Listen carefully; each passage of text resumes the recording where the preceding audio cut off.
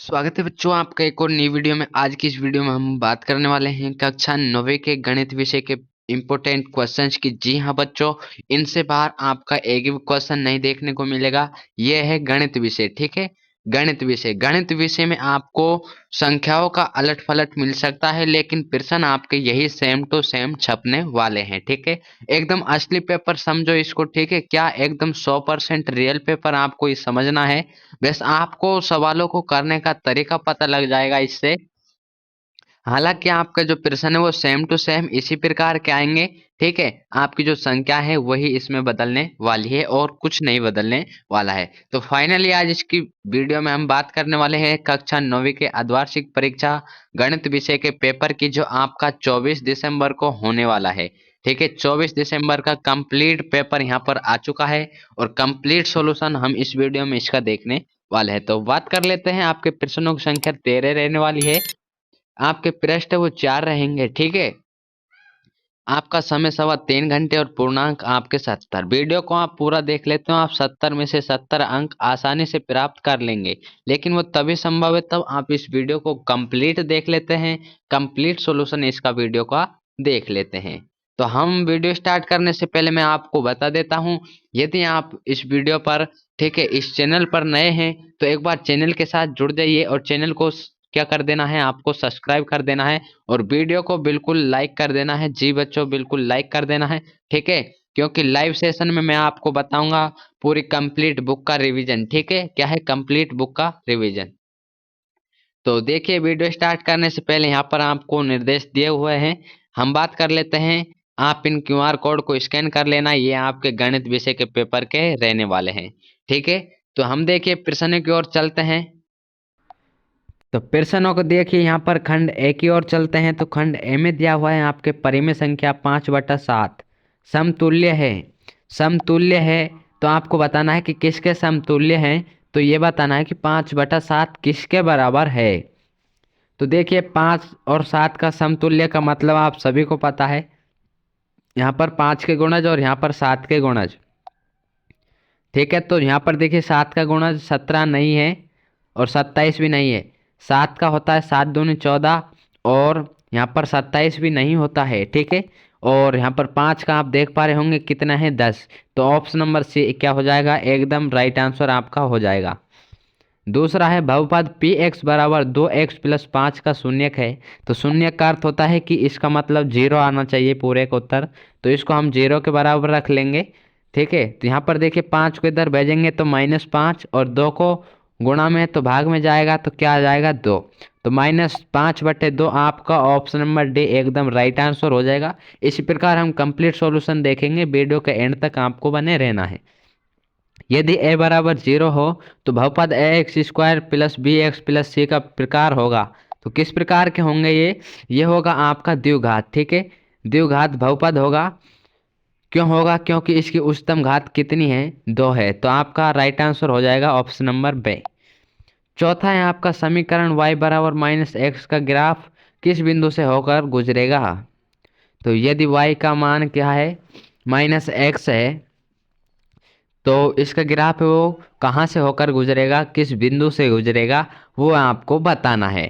तो देखिए, यदि आप ग्राफ देख लेते हैं, यहाँ पर ये रहा आपका ग्राफ और y का मान है जो क्या है, -x के बराबर है, ठीक है। जैसे मान लो ये है और यही ये मान आपका क्या है, y का है, ठीक है।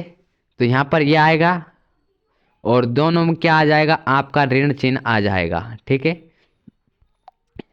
तो ये दोनों क्या है, इक्वल कब होंगे, यदि हम यहाँ पर 1 रखें और यहाँ पर आप क्या रखेंगे, -1, ठीक है। और ये आपका माइनस का तो 1 बराबर क्या हो जाएगा, +1 हो जाएगा। तो यहाँ पर यदि x की जगह y की जगह हम 1 रखेंगे तो x का मान क्या आएगा, -1 आना चाहिए। तो ऑप्शन नंबर सी आपका राइट आंसर हो जाएगा।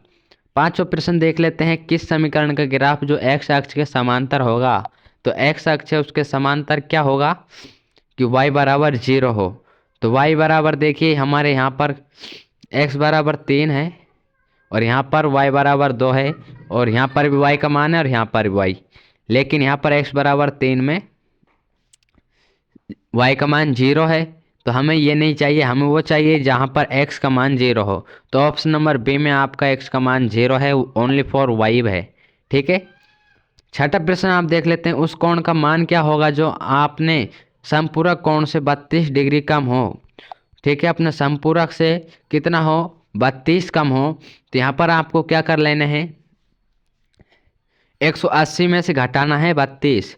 देखिए आप घटाएंगे 180 में से कितने, 32, तो आपका ऑप्शन नंबर ए आ जाएगा 148। सातवां प्रश्न देखेंगे, कोण पी और 100 डिग्री मिलकर कोणों का एक रैखिक युग्म बनता है। तो कोण पी का मान क्या होगा। रैखिक युग्म क्या होता है, एक स्ट्रेट लाइन, सीधी लाइन। ठीक है, और सीधी लाइन का कोण कितना होता है, 180 डिग्री। तो यहाँ पर एक कोण तो आपको 100 दिया हुआ है, तो सेकंड पूछा है, तो 180 में से आप 100 घटा देंगे, कितना बचेगा, 80। ऑप्शन नंबर ए एकदम आसान क्वेश्चन है। ठीक है, बिल्कुल भी आपको घबराना नहीं है गणित विषय से, बिल्कुल सिंपल तरीके से। नेक्स्ट प्रश्न आप देखेंगे, संलग्न आकृति में एडी का एक माध्यिका है। ठीक है, यहाँ पर ये दिया हुआ है आपको चित्र, इसमें दिया हुआ है एडी, ये जो है ये क्या है, माध्यिका है। तो बी ए डी, जो कोण बी ए और डी है, ठीक है, कौन सा कोण, ये वाला कोण का मान होगा। इस कोण का मान आपको बताना है। तो आप सभी को पता है माध्यिका है, तो यहाँ पर दिया हुआ है कि यह कोण आपको बताना है। तो आपको कैसे बताएंगे कि त्रिभुज के तीनों कोणों का योग 180 होता है। ठीक है, उसमें से आपको क्या दिया हुआ है, 35 दिया हुआ है।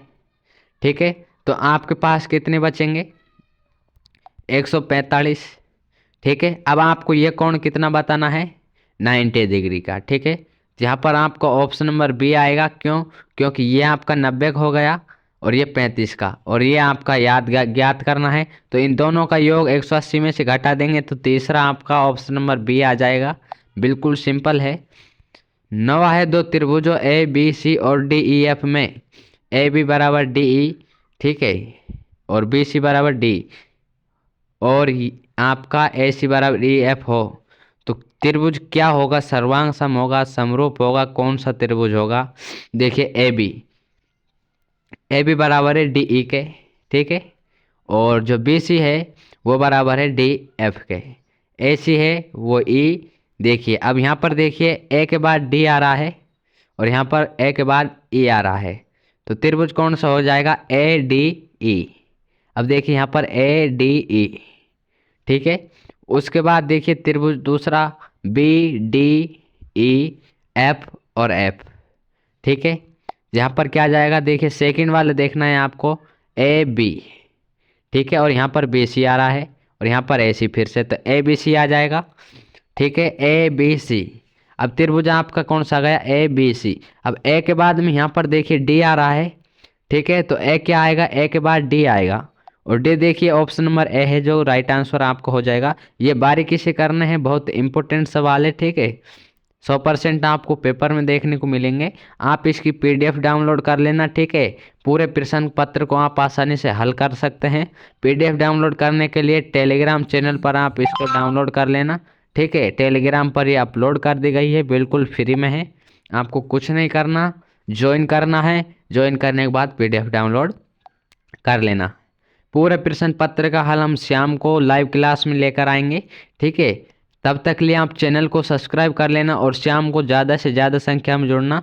इस पीडीएफ को डाउनलोड करने के बाद यहाँ पर इसमें पूरा सॉल्यूशन भी दिया हुआ है। ठीक है, पूरा सॉल्यूशन को आप देख लेंगे, इसी में से उत्तरमाला कह सकते हैं आप इसको। ठीक है, तो मिलते हैं नेक्स्ट पेपर के साथ। आज के लिए इतना ही। जय हिंद, जय भारत। बने रहिएगा हमारे चैनल के साथ।